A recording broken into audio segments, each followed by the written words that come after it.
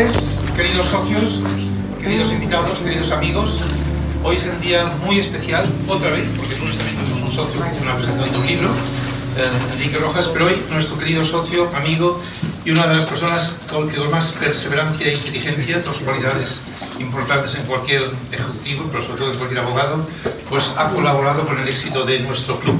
Pues nuestro querido Fernando va a presentar hoy un libro que creo que es muy interesante por todo lo que me ha explicado Carlos, el editor, Carlos García, el editor de Lola Books, y que me ha explicado en pocas palabras lo que es la esencia de este libro, que no he podido leerlo en todo detalle, pero sí lo he leído por encima, lo siento, y que es muy interesante. Y si esto pues realmente se puede realizar, realmente significaría un cambio importante en toda la estructura fiscal de nuestro país. ¿Es así, Carlos?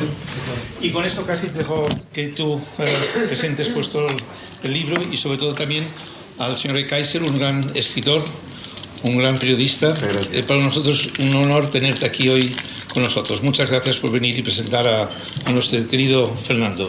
Repito, Fernando, muchas gracias por toda tu colaboración que estás dando a nuestro querido club. Muchas gracias. Muy bien, pues lo primero, muchas gracias por la invitación al Club Siglo XXI. Yo simplemente me voy a limitar a presentar a los autores del libro, de los cuales tenemos hoy con nosotros a uno, que es Fernando Skornik-Gerstein, abogado argentino y español, solicitor de la Corte Suprema de Inglaterra y Gales. Además, fue asesor con varios ministros argentinos y además es director general de la Comisión Especial para la Implementación del Impuesto a la Renta Potencial de la Tierra. Y en el Reino Unido fue presidente de la International Union for Land Value Taxation. El otro autor que no está hoy con nosotros es Fred Harrison, economista británico graduado por la Universidad de Oxford y la Universidad de Londres, y además es director ejecutivo del Land Research Trust en Londres, autor también de muchos libros sobre este tema. Y por supuesto a una persona que casi no necesita presentación, como es Ernesto E. Kaiser, escritor y periodista, al que todo el mundo conocemos y agradecemos su presencia. Yo simplemente voy a dar la palabra a nuestros ponentes, simplemente decir que por parte de la editorial Lola Books nos complace explorar esta nueva línea editorial, donde yo, la primera vez que me enfrenté al libro, me di cuenta de que la propuesta que hacen los autores sobre política fiscal cumple todas las funciones que la teoría monetaria moderna, que es de donde nosotros venimos, asigna a los impuestos, que es dar valor al dinero, regular la demanda agregada y fomentar o desincentivar determinadas actividades económicas. Nosotros nos dimos cuenta de que la propuesta cumplía todos estos requisitos con una característica muy importante, que es que además esta propuesta se basa en las rentas de la tierra, y la tierra es una cosa que no se puede llevar a Suiza ni se puede meter en sobres, lo cual es una cosa que para nuestro país es muy interesante, ¿no? Esa fue la razón por la cual nuestra editorial presenta este libro de extraordinario interés y que espero que disfruten. Doy la palabra a el autor, a Ernesto E. Kaiser. Gracias. Muchas gracias. Bueno, la verdad es que esta presentación tiene un carácter personal y quiero ponerla de relieve porque a mí me trae muchos recuerdos. Cuando yo era muy joven, cuando era un periodista de un diario muy moderno que se hizo en la Argentina y que luego fue intervenido por la dictadura militar, un diario que se llamó La Opinión, que dirigió Jacobo Timerman, un periodista que luego se exilió en Estados Unidos y en Israel.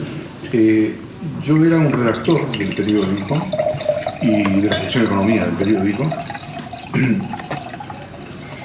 y Fernando era uno de nuestros colaboradores estrellas, porque él era un columnista que no es, como se llama aquí, al tipo de columnismo que se hacía en Buenos Aires.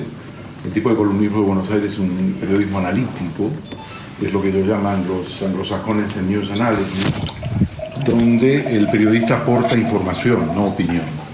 Fernando era un especialista en la Dirección General Impositiva, en nuestra agencia tributaria, lo que era, no sé si se llama igual, y por lo tanto tenía una información muy fidedigna y muy puntual de lo que pasaba en la hacienda argentina. Yo era un joven periodista, es decir, tenía apenas, tenía 19, 20 años, empecé muy joven a trabajar en el periodismo, y el diario La Opinión era uno de los periódicos que se había fundado y había tenido un gran éxito, y sobre la base del cual finalmente se creó el diario El País en el año 76. La Opinión salió en el año 71, si mal no recuerdo. Y Fernando era un personaje que siempre entraba en la sección, no sé si se acuerda de él, en la tercera planta de la calle Reconquista, en una planta que era como una especie de salón de baloncesto, y siempre venía con su cartera y venía a ver al director o al subdirector, su director, porque entonces el director estaba en una planta más arriba, y además se prodigaba poco, y entonces él venía con su información, y siempre su información era muy relevante en el sentido que tenía excelente información. No sé cuáles eran sus fuentes en la Dirección General Impositiva, el Montoro de la época o lo que fuere, pero y desde ahí nos conocemos. Luego nos volvimos a encontrar en España, pero ya 30, 40 años después. Por lo tanto, tiene un gran contenido emocional y personal mi presencia aquí. No tiene que ver con mi actividad profesional periodística. Bueno, yo creo que el libro es muy interesante. Tengo que darle una mala noticia. Yo vengo ahora del Congreso de cubrir para 4 el discurso de investidura de Rajoy, y no parece que Rajoy vaya a sentirse muy interesado por la renta del suelo y por la posibilidad de un impuesto sobre la renta del suelo. Desde luego eso hay que descartarlo. Entre los planes que ha presentado no figura ninguna reforma fiscal de estas características, y creo que realmente le asustaría mucho, por la complejidad del tema, entrar en este tema, ¿no? Él es además un registrador de la propiedad. Bueno, yo quería decir lo siguiente, que el libro a mí me pareció muy interesante. Me parece un libro que entra dentro de esos libros que es muy difícil en la cantidad de páginas que realmente son breves, son 135, 136 páginas, escribir un libro donde te encuentres con David Ricardo, con Leon Walras, con Henry George, que es la madre de la criatura, y con otra serie de economistas más modernos como Stiglitz y otros. No es normal que te encuentres en 135 páginas tan amena y puntualmente descrito. Esto es una... Bueno, me olvidé hablar de otro gran personaje, que es Carlos Marx, y a quien le dedican también una serie de consideraciones en las polémicas con Ricardo y todo eso. No es normal porque es como si fuera una obra clásica. Está invocando la teoría económica clásica, y eso es muy interesante, y está muy poco de moda, por así decirlo. Entonces, a mí me parece interesante, y he escrito unas breves notas que las quiero plantear como introducción, incluso quizás para que él luego las desarrolle, ¿no? Es decir, la tierra o el suelo sigue siendo hoy el activo más grande, más significativo en las economías desarrolladas. La mayor parte de los beneficios del capital siguen viniendo de los beneficios del precio del suelo. Bueno, de la tierra o del suelo, yo hablo de la tierra o del suelo, para que sea más claro el suelo, que seguramente superan las ganancias empresariales de las grandes corporaciones empresariales. Y paradójicamente, a pesar de esta importancia de la tierra o el suelo, el valor de su renta y su monopolio son prácticamente invisibles en las estadísticas nacionales y las teorías económicas. El impuesto sobre la tierra o el suelo se ha convertido en la más difícil y polémica reforma económica del siglo XIX, pendiente del siglo XIX.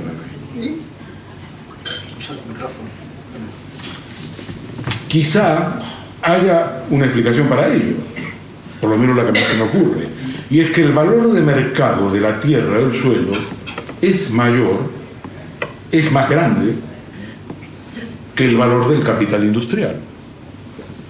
Ello hace que la idea de poner en práctica un impuesto sobre la renta o nacionalizar el suelo, como alternativa, fuesen todavía más radicales que las reivindicaciones laborales a principios del siglo pasado. Los propietarios y terratenientes consiguieron una gran influencia política en los parlamentos para que se identifique, y esto es importante, la fiscalidad sobre la tierra o el suelo, sobre el incremento del valor de la tierra y la subida de precios del suelo como atraco puro y duro. Es decir, han logrado que se identifique cualquier intento de montar una fiscalidad sobre la renta, sobre el suelo o sobre la tierra, sobre la subida de precios, como un atraco puro y duro, como un robo. Esto está consolidado. Una de las objeciones a los partidarios de la fiscalidad sobre la renta del suelo, y esto es interesante que él lo desarrolle cuando le hable, ha sido la dificultad para definir el concepto de renta económica, que tanto él como Fred Harrison lo tratan en el libro. Nuestros autores tratan este asunto en el libro y estoy seguro que elaborarán el concepto. Pero además de la renta del suelo, hay otras formas de renta de la propiedad. Están los minerales, el espacio radioeléctrico, las comunicaciones, las patentes, el monopolio de la renta. Se trata, por lo tanto, de distinguir la renta, me parece a mí, la renta bruta de las propiedades inmobiliarias respecto a la renta de locación, lo que se llama la renta de locación o alquiler, respecto de la parte de la renta bruta que recompensa a los propietarios por sus edificios, por sus propiedades. Y existe un vacío, a mi modo de ver, o una laguna, tanto en la teoría como en las estadísticas y en la práctica fiscal, para apreciar o valorar el concepto de renta económica. Pero nuestros autores, que son conscientes de estas dificultades, intentan una aproximación en el libro. La crisis o depresión, como querramos llamarla, que se inicia en 2007-2008, que está tratada en el libro, es el último episodio de la burbuja inmobiliaria en España. Yo no comparto la idea de que la burbuja inmobiliaria española la debamos considerar en un periodo que los autores toman desde el año 2000, 2002 hasta el 2015, el 2008, cuando estalla la burbuja. Porque hay otras burbujas inmobiliarias en España en los años precedentes, en las décadas precedentes, y tiene que ver con una mentalidad, una costumbre, una idea arraigada en España, como en otros países, pero en particular en Europa, en España es muy importante, sobre el valor del ladrillo. Sobre el valor del ladrillo como fuente para la vivienda, para el desarrollo de la familia y sobre todo para el ahorro y la inversión. Es secular. Entonces, ha habido otras burbujas, hay otras burbujas en España en los años 1986-92, de carácter inmobiliario, en el 95-2007. En España seguimos teniendo, según las estadísticas que he podido ver, tenemos todavía los mayores y menores porcentajes de hogares que habitan en viviendas en propiedad y en alquiler. Eso sigue siendo cierto. La propensión hacia la propiedad es imbatible. Ya podrán venir miles de burbujas inmobiliarias. Esto no lo borra nadie. El mapa está estructurado así. No es el único país. En Estados Unidos también pasa igual. En cierto modo. Yo, precisamente, entonces, claro, todo el desarrollo de la burbuja inmobiliaria hay que situarlo en un contexto mucho más amplio, en un ciclo muy largo, donde las burbujas se van desarrollando, se van pinchando, van dando lugar a las expansiones, a las recesiones, y es un ciclo continuo. Da la impresión de que el capitalismo español, por el desarrollo que ha tomado a partir de los años 60, con el Plan de Desarrollo Económico durante la dictadura, ha encontrado la modalidad de la burbuja inmobiliaria como su forma realmente de crecimiento, su forma de existir.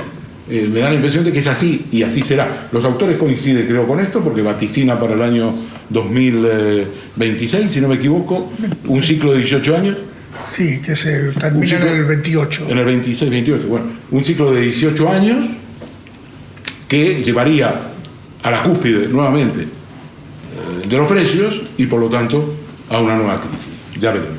Pero, digamos, a mí me hace gracia porque recordaréis que hace unos años, creo que fue en el año 2003 o 2004, cuando George Bush, el presidente de los Estados Unidos, lanzó su programa de recorte de impuestos,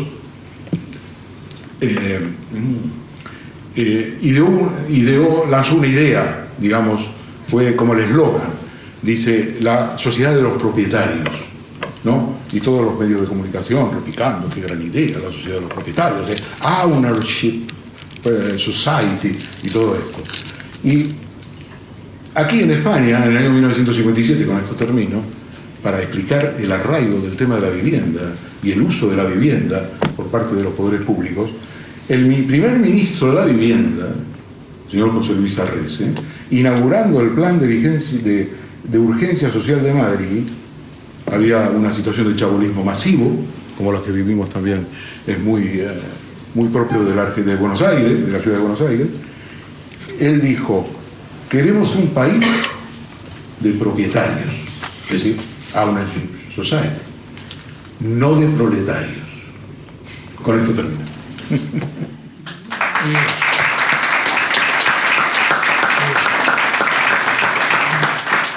Y ahora tiene la palabra Fernando Escobar.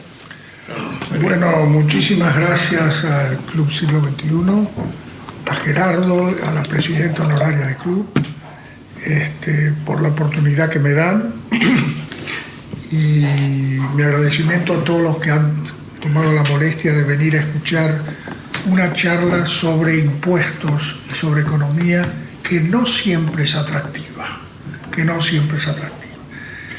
Yo trataré de decir algunas cosas, pocas cosas, porque el libro tiene mucho contenido en pocas páginas, como dijo Ernesto, y entonces yo solo puedo hacer algunos pantallazos, un poco repitiendo aquello que decía Ernesto de cuando yo iba a La Opinión en la Argentina y llevaba un artículo o alguna cosa para publicar, hasta que la dictadura militar nos echó a todos, ¿no?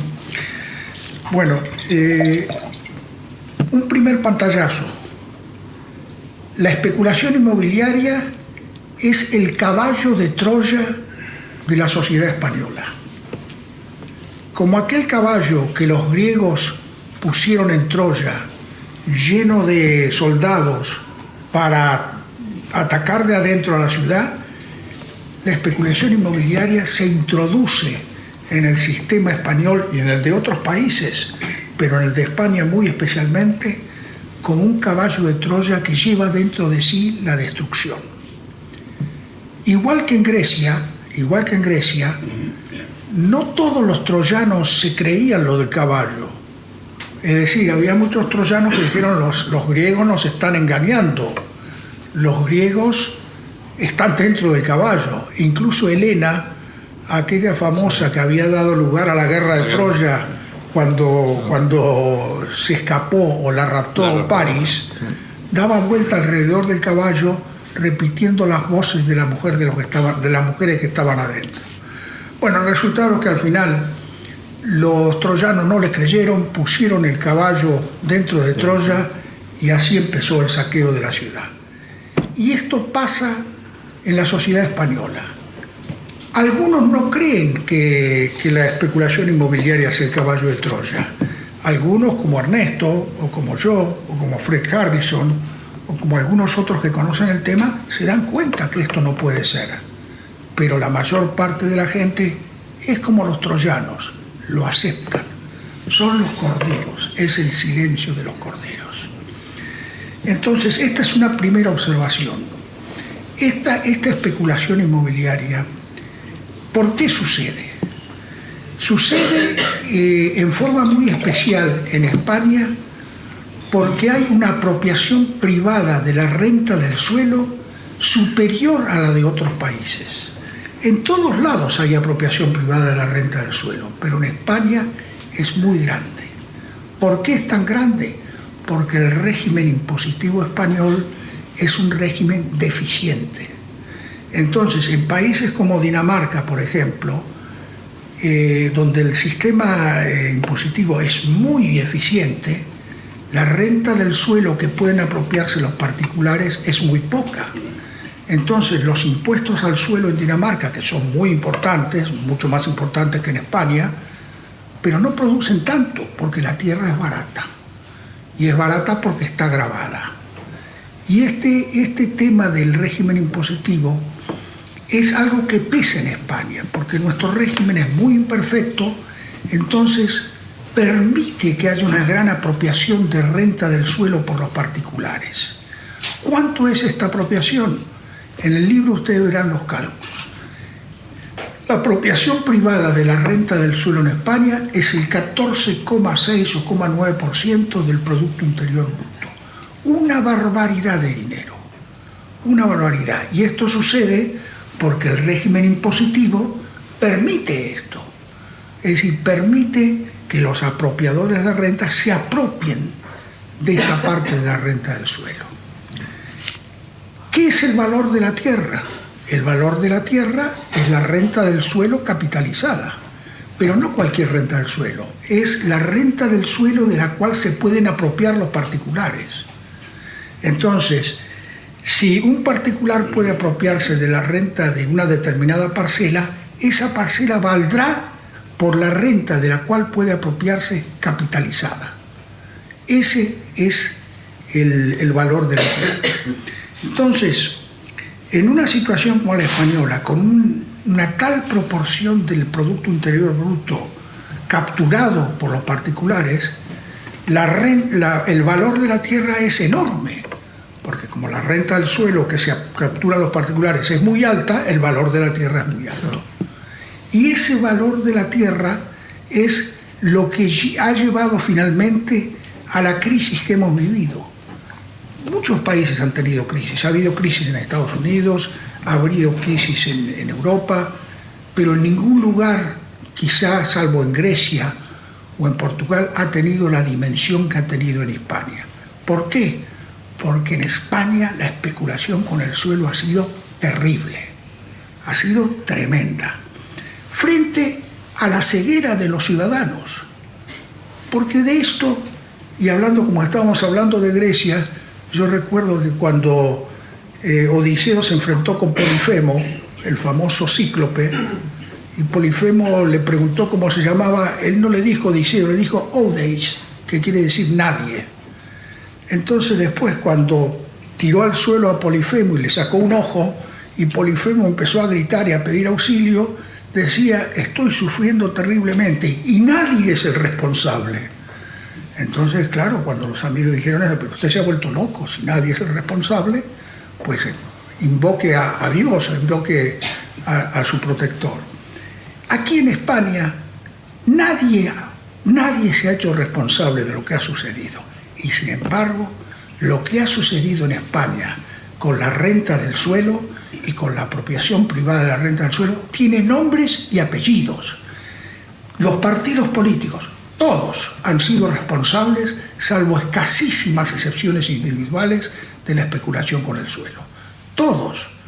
No hay una diferenciación entre izquierda y derecha en este aspecto, porque casi nadie toca el tema. Y no es un tema de izquierda o derecha, es un tema de lógica.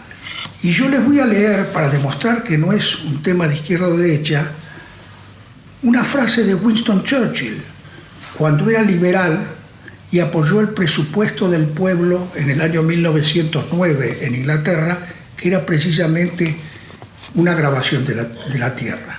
Dijo Churchill, los caminos se hacen, las calles se hacen, los servicios se mejoran, la electricidad vuelve el día a la noche, el agua extraído de los reservorios a miles de millas de distancia desde la montaña. Y todo esto sucede mientras el terrateniente se queda sentado sin hacer nada. Cada una de estas mejoras es efectuada por el trabajo y a costa de otra gente y de los que pagan impuestos. Ninguno de estas mejoras responden han sido hechas por el monopolista del suelo como tal monopolista. Está contribuida y, sin embargo, cada una de estas mejoras en el cual él no ha hecho nada, mejoran el valor de su propiedad.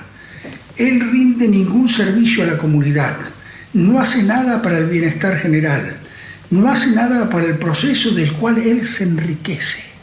Esto lo dijo Winston Churchill, que no era un socialista. Sin embargo, son mensajes claros, y son mensajes que por eso es que en los Estados Unidos hay gente partidaria de esto en los dos grandes partidos, más en el Partido Demócrata que en el Partido Republicano, pero hay en los dos grandes partidos. Y además está, que es otra cosa muy importante que yo quiero dejar claro hoy, es que está inscripto en la historia de los Estados Unidos. ¿Por qué?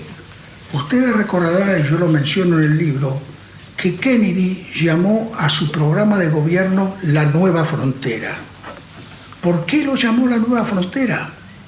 Porque la frontera del oeste en Estados Unidos era la frontera de la tierra libre. Es decir, la tierra no valía nada. Entonces, al no valer nada la tierra, los salarios eran altísimos, porque nadie quería trabajar por otro por menos de lo que podía obtener en la tierra libre. Por eso es que la concepción de frontera en los Estados Unidos está íncita en la historia de los Estados Unidos. Y por eso Kennedy llamó a su política la Nueva Frontera. Él quería recrear esto. Muy poca gente sabe por qué Kennedy llamó la Nueva Frontera a su política. Muy poca gente en España. Yo no me he encontrado a nadie que me lo supiese decir. Sin embargo, en los Estados Unidos sí se sabía, porque el concepto de frontera en los Estados Unidos ha sido extraordinario. Y acá voy a hacer otra observación para todos ustedes. Hay que hacer una distinción entre el mundo anglosajón y el mundo latino. Hay que hacerla, porque especulación con el suelo hay en todos lados. Hay en el mundo anglosajón y en el mundo latino. Pero en el mundo anglosajón hay mucha más conciencia de esto. ¿Por qué? Porque es un concepto distinto de la tierra.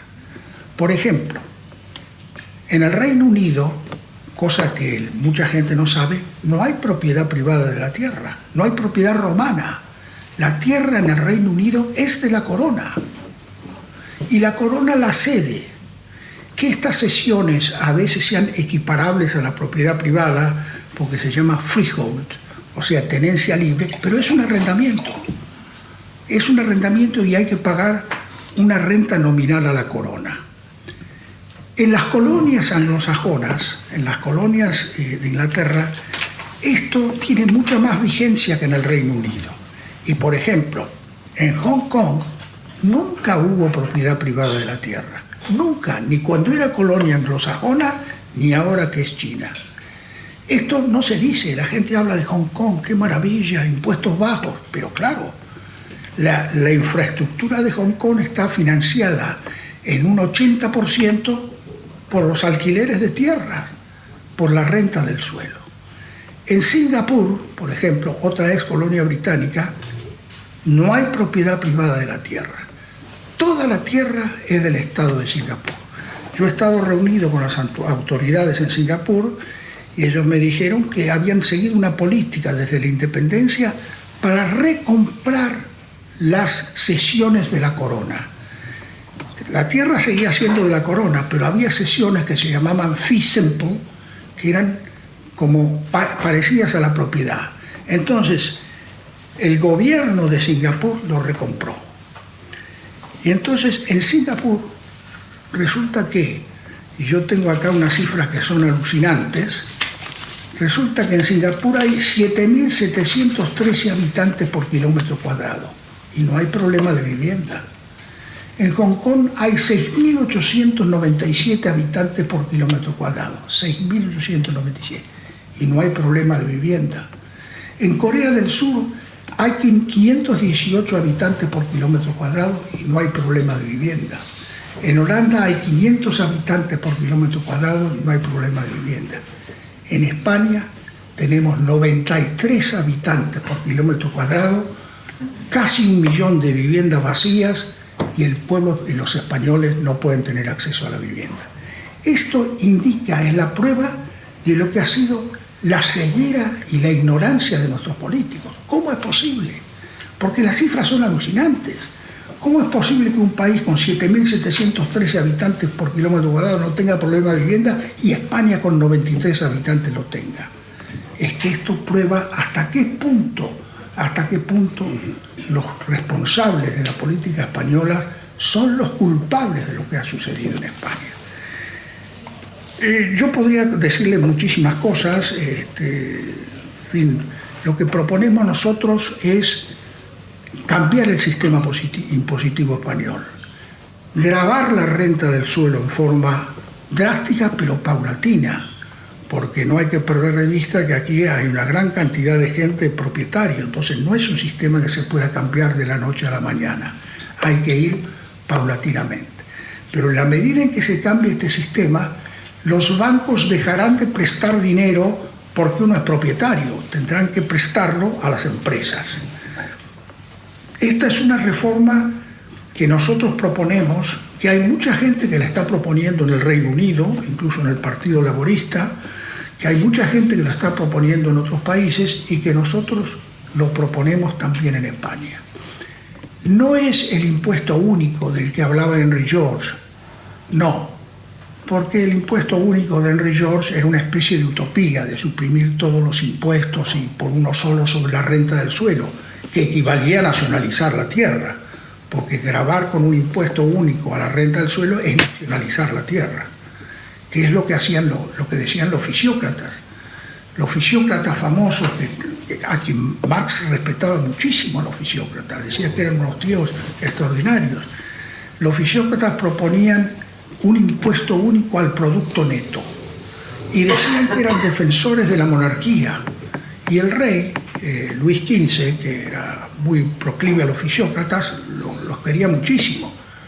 Pero los propietarios de tierra no los querían, porque los propietarios del suelo se dieron cuenta que el impuesto único que proponían los fisiócratas equivalía a la nacionalización de la tierra. Entonces, esta es una reforma que hay que ir haciéndola paulatinamente, pero es el único camino que tiene España.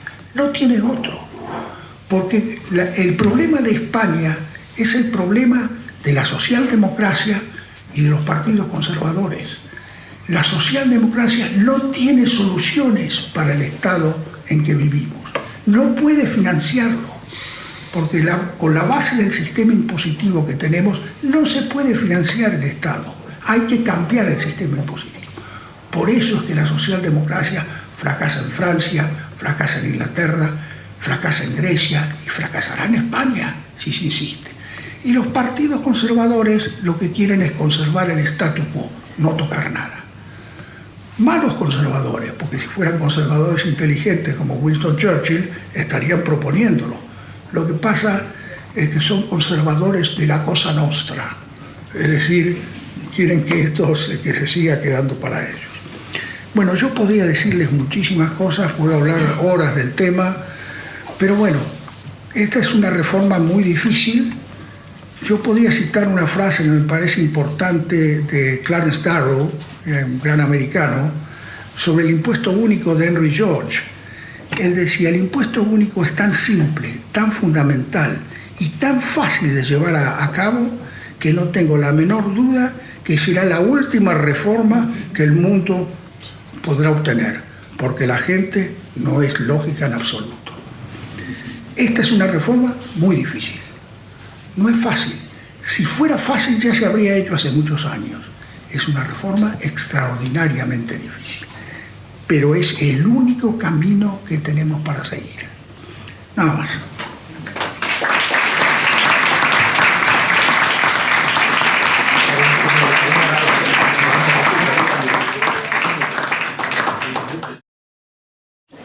¿Qué os parece? Pasamos a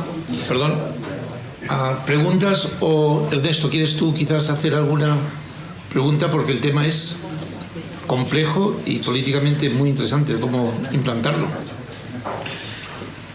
Pues, bueno, Venga, yo una creo pregunta que que- Fernando ya ha dicho que de la dificultad, esto Sí. es realmente es un tema, es un, digamos,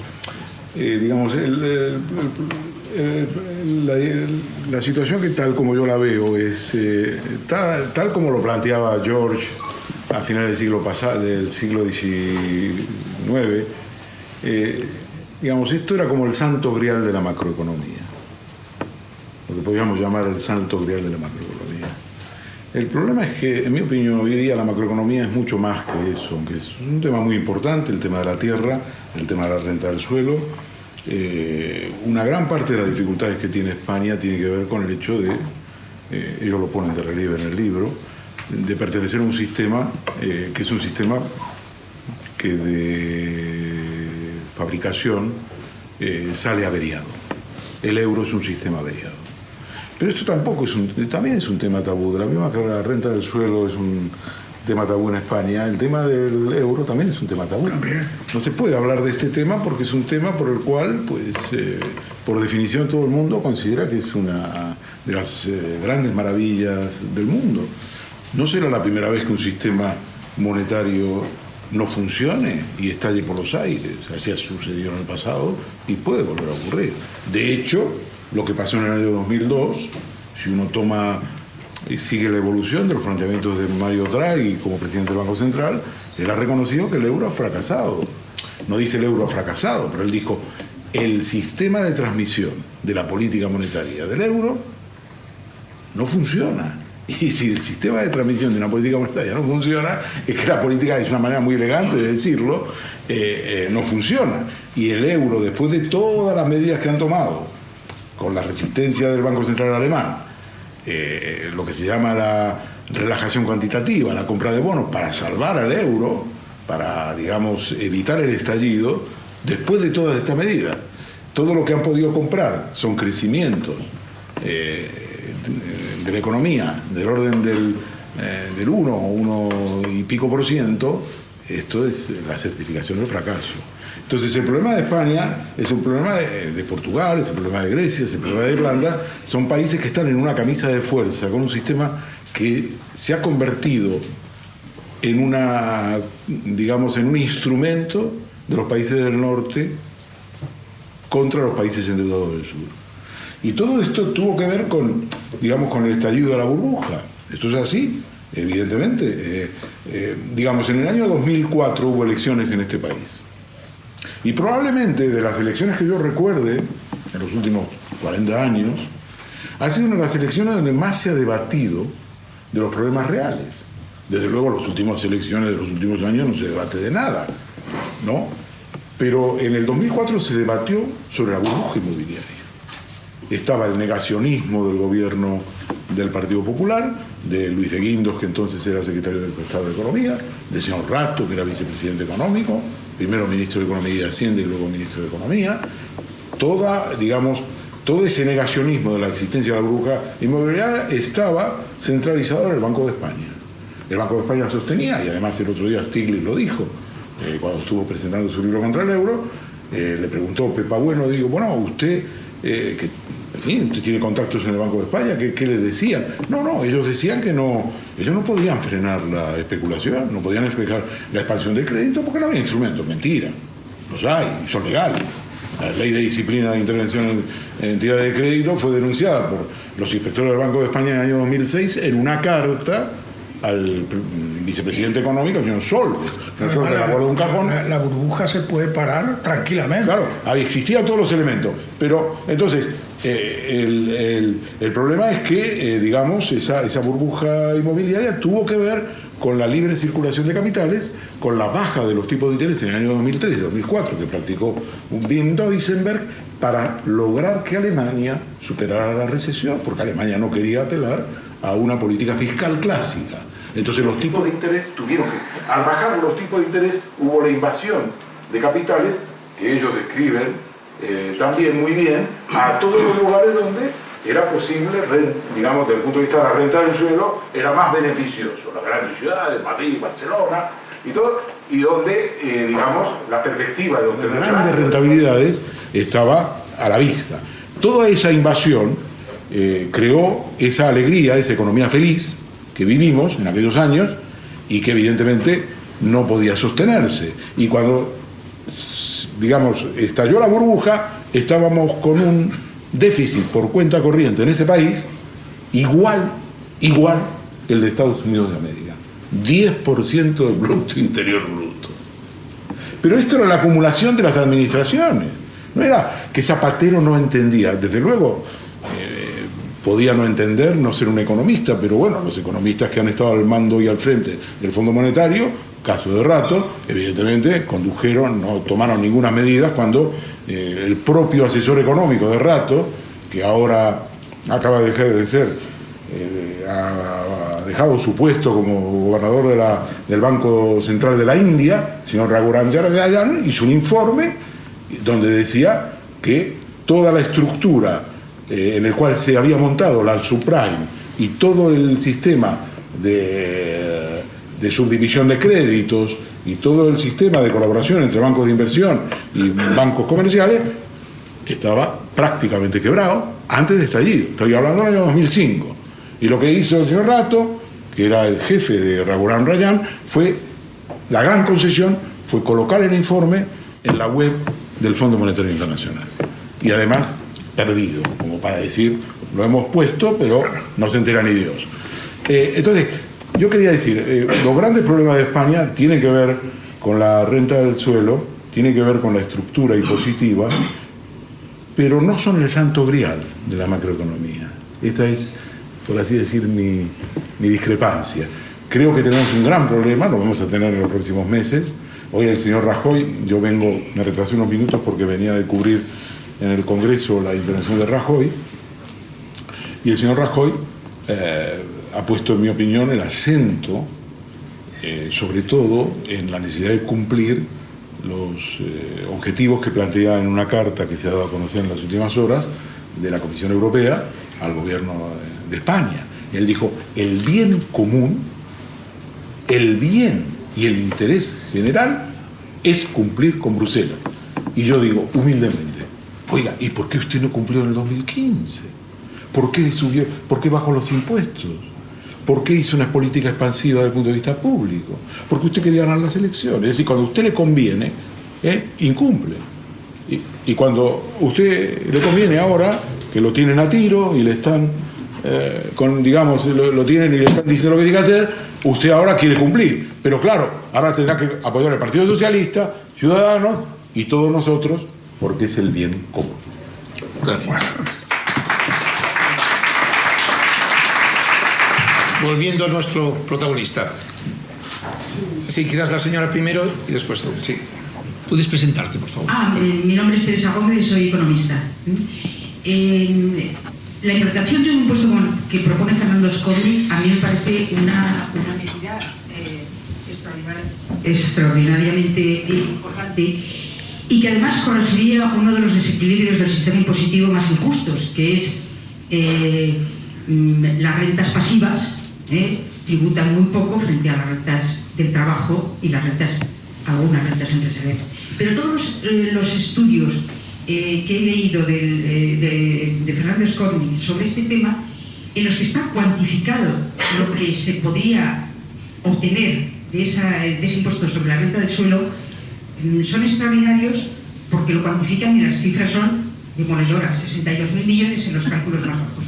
Pero decir al contribuyente, y más en este país en el que cualquier trabajador de los años 50 tiene una segunda vivienda, incluso una tercera vivienda, esa cifra extractiva, sin decir a la vez cómo quedaría tipificado, cómo quedaría estructurado el resto del sistema impositivo, de usted tributa al 34%, tributaría al y sería de tal susto que sería rechazada. A mí me parecería que, no sé si en el libro se desarrolla, pero que sería muy importante la cuantificación extractiva, pero también el diseño de un sistema impositivo donde quedarían descargadas las personas actualmente que pagan la mayor parte de los impuestos, en qué quedarían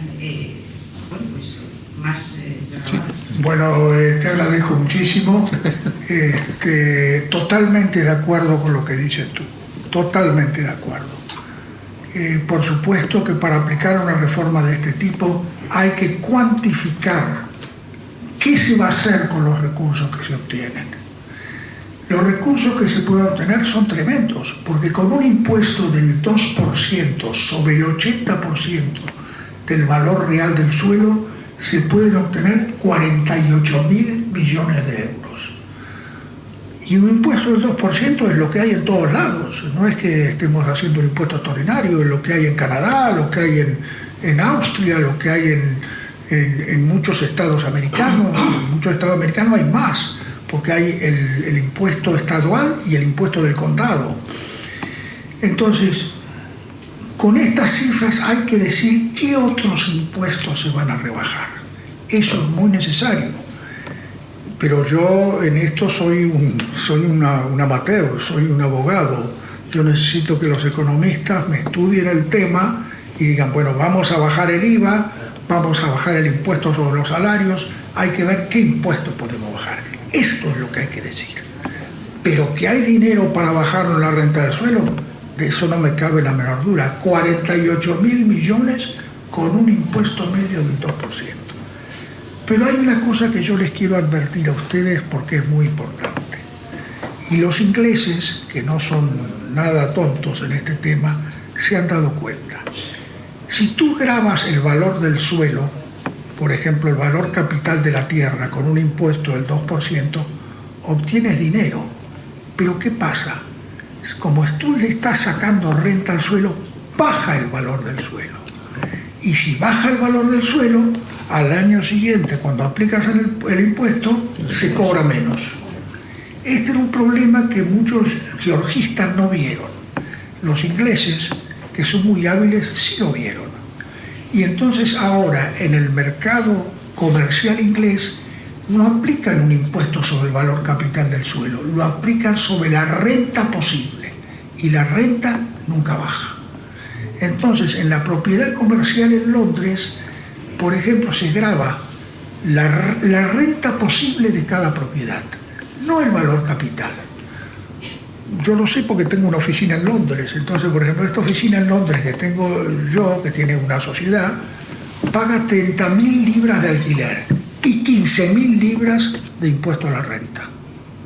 Por supuesto, lo que ha producido esto es que ha bajado el valor de la propiedad comercial en Inglaterra, muchísimo, hasta el punto de que muchos propietarios de oficinas te ofrecían oficinas sin pagar alquiler con tal de que pagaras el impuesto. Por eso, a la larga, el impuesto a la tierra tiene que transformarse no en un impuesto al valor capital, sino un impuesto a la renta del suelo. Perfectamente posible de calcular. Perfectamente. En Inglaterra lo calculan al dedillo. Ellos saben perfectamente la renta posible de todas las propiedades comerciales en el Reino Unido. Por eso, pero yo estoy de acuerdo en lo que dices tú. Aquí hay que decir a la gente, mire, vamos a aplicar este impuesto, pero a usted le vamos a bajar el impuesto sobre los salarios, y le vamos a bajar el IVA, hay que cuantificarlo. Pero para eso están los técnicos de Hacienda, que lo pueden hacer con mucha facilidad, pero se necesita la voluntad política de hacerlo. Hay que darle la orden. Los técnicos saben cómo hacerlo, pero hay que darle la orden de hacerlo. Nada más. Tenemos más preguntas. Fernando. Mi nombre es Juan Carlos Olea, soy el presidente del Observatorio Global sobre Convivencia y soy miembro del Club Siglo XXI. Yo creo que la construcción europea es un constructo humanista, es un constructo, por lo tanto, de voluntad política. Entonces, cuando yo escucho al señor Stiglitz criticando o sugiriendo cómo desmontar el euro en territorios como el español, donde hace falta mucha promoción al respecto, y ahora lo escucha usted, me da la impresión de que se nos olvida un poco de que el euro, que es cierto soporte, cierta entidad, por decirlo de alguna forma, de la construcción europea, está siendo manejado por banqueros y que realmente la crisis a la que ustedes hacen referencia, esa avería que tuvo el capitalismo, realmente es una avería del sistema financiero, de la política financiera y de la política especulativa, no de la economía productiva. De la economía financiera y la economía especulativa son las que se han averiado, porque han generado una bolsa tan inmensa, ¿no?, de recursos muchas veces superior a los recursos con los que maneja la economía productiva, que ha colapsado y volverá a colapsar otra vez. Entonces, hacer alusión a que el euro ha fracasado, realmente creo que lo que habría que decir es que lo que reiteradamente fracasa es la economía financiera, y fracasa y volverá a fracasar y volverá a fracasar otra vez, y el euro es un instrumento de la economía financiera. Me parece que, pero además el euro es soporte de la construcción europea, que es un constructo humanista de extraordinaria entidad, y es un movimiento de voluntad política de gran trascendencia. Entonces, bueno, pues parece ser que hay un grupo de profesionales de alta cualificación, entre los que se encuentra usted, que han decidido empezar a promocionar el desmontaje del euro porque no funciona. A mí una vez me comentó, un segundito nada más, sí, me comentó un alto responsable de una compañía, un alto responsable de marketing y de responsabilidad corporativa, que las compañías hacían muchas aguas cuando la optimización mandaba en el proceso corporativo, ¿no? Yo creo que todas estas voces que hablan de desmontar el euro porque no es funcional, o de que el euro ha fracasado, lo hacen desde argumentos optimizadores. De una frase un poco lunática para terminar, discúlpenme, es que primero hay que convivir y después hay que optimizar. Que si nos olvidamos de convivir y solo optimizamos, quebrará el sistema una vez más, ¿no? Gracias. ¿Me permites? Vamos a ver una cosa. El gran error de la Comunidad Europea es creer que manipulando las tasas de interés y el sistema monetario podía equiparar a países como Grecia, como países como Alemania, como Francia. Ese fue el gran error.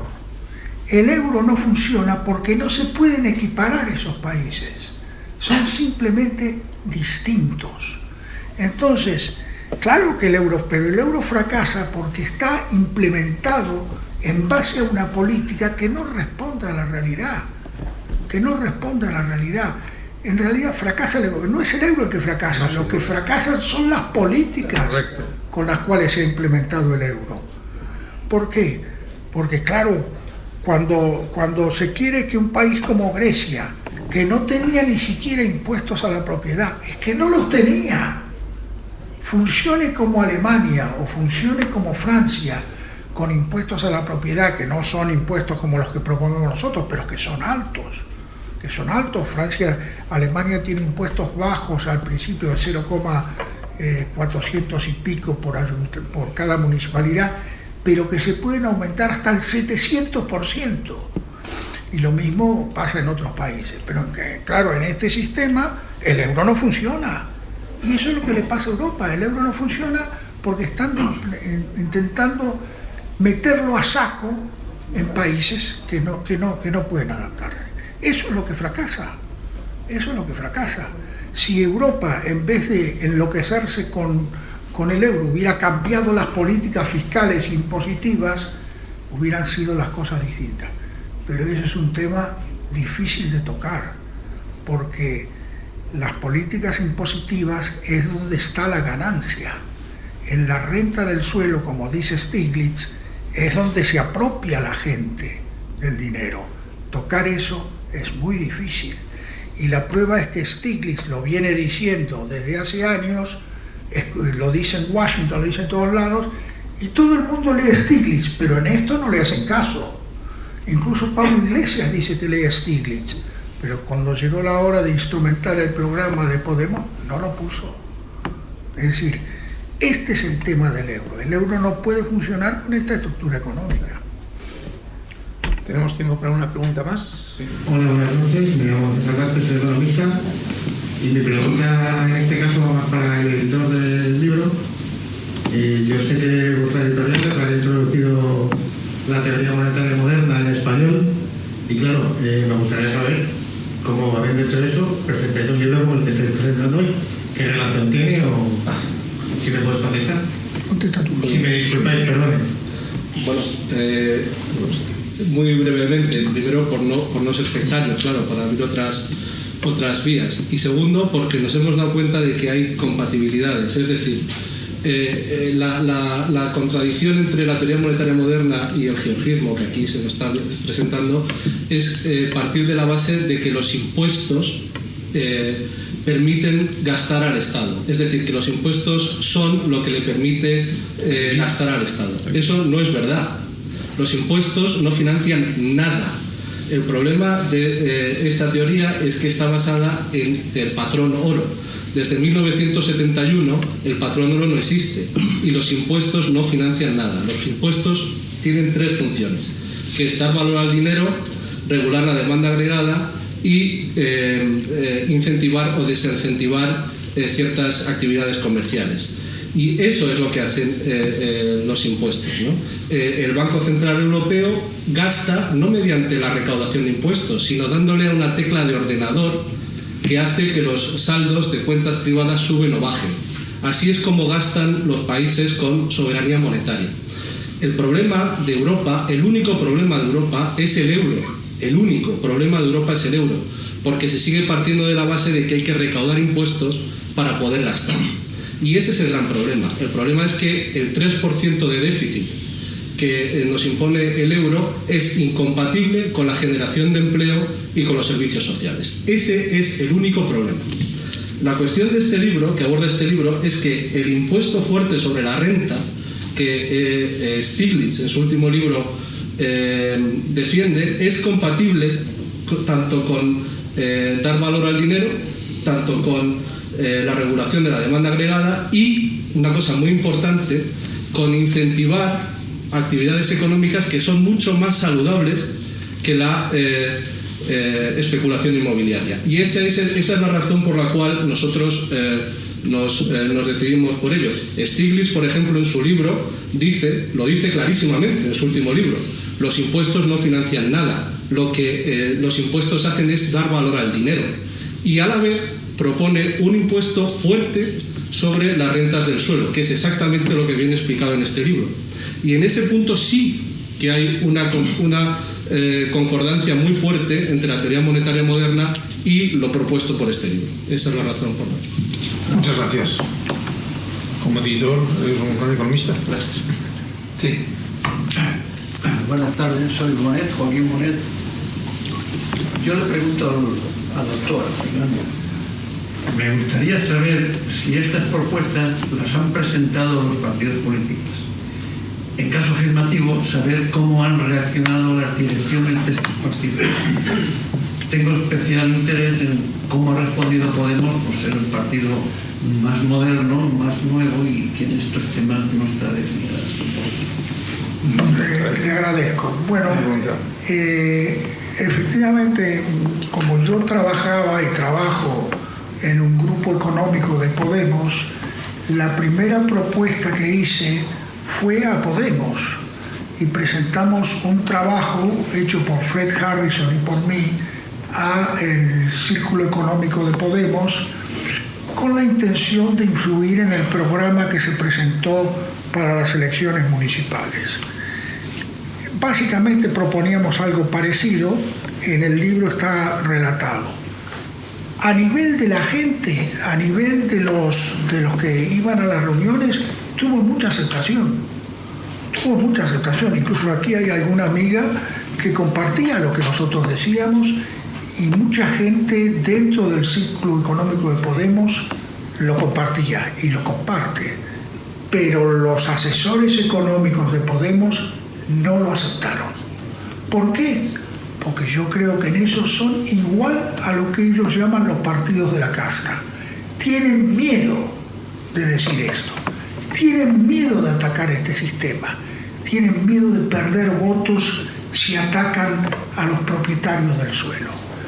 Y por eso termina siendo un proyecto socialdemócrata, con lo cual no solucionará absolutamente nada, porque la socialdemocracia no puede financiar el sistema capitalista tal como está. O sea, en Podemos, a nivel de los compañeros que estaban conmigo, tuvo mucha aceptación. Incluso hace unos días lo presentó un dirigente de Podemos muy importante, presentó el libro mío en otro sitio. Dos dirigentes importantes de Podemos. pero a nivel de los asesores económicos, nada. Con otros asesores económicos de otros partidos, pues no, como los de Ciudadanos y el PSOE, el PP, pues no me molesté mucho en presentarlo porque yo sé que es imposible obtener nada de ellos. En el PSOE, por supuesto, hay gente que conoce el tema, mucha gente conoce el tema. Incluso Rubalcaba una vez dijo que el principal error del PSOE era no haber parado la especulación inmobiliaria. Pero de ahí a que se atrevan a hacer una propuesta como la que decimos nosotros, muy difícil. ¿Cuál es el siguiente paso entonces? El siguiente paso es seguir trabajando y seguir predicando y seguir diciendo hasta que los corderos despierten.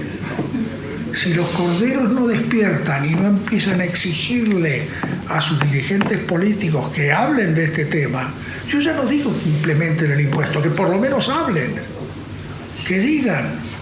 Si siguen diciendo como Odiseo cuando enfrentó a Polifemo, yo me llamo Oudes, nadie, y Polifemo, o sea, la sociedad cuando está herida y llorando, dice nadie me ha hecho nada, nadie me ha hecho esto, pues seguiremos igual. La tarea es seguir trabajando. Yo no estoy solo, hay mucha gente en Inglaterra, en Estados Unidos, en Francia, en Alemania. Ahora hay una propuesta en Alemania muy importante de modificar los impuestos al suelo. En este momento en Alemania hay una propuesta muy importante. El Partido Laborista Británico quiere extender a la propiedad residencial el impuesto a la renta del suelo que hay en la propiedad comercial. Lo quiere extender, pero ya ven ustedes el ataque que le dan al dirigente del Partido Laborista, casi lo cuelgan. Eso es lo mismo cuando aquí una vez este hombre del Partido Popular, ¿cómo se llamaba? El que fue alcalde. ¿Manzano? No, antes, después. No, después del Partido Popular. Ahora del Manzano. No, el último. Luis Gallardón. Bueno, sí, Luis Gallardón. Gallardón, en un momento de locura, se le ocurrió proponer gravar a las viviendas vacías. Casi lo matan. Tuvo que retirar el proyecto, casi lo echan del partido. No se puede. Con esta es muy difícil. Pero bueno, yo trabajé en Podemos porque en Podemos encuentro un ambiente más receptivo. Por lo menos no hay gente enganchada con el sistema como están los otros partidos políticos, que están comprometidos con el sistema, están comprometidos con la corrupción que viene de la renta del suelo. En un país donde hay 150.000 millones de euros de apropiación privada de la renta del suelo, que eso es lo que hay en España, fíjense ustedes si hay dinero para repartir. Hay muchísimo dinero para repartir. Entonces esto nadie lo quiere tocar. Podemos hasta ahora no ha dicho a nivel de programa nada serio.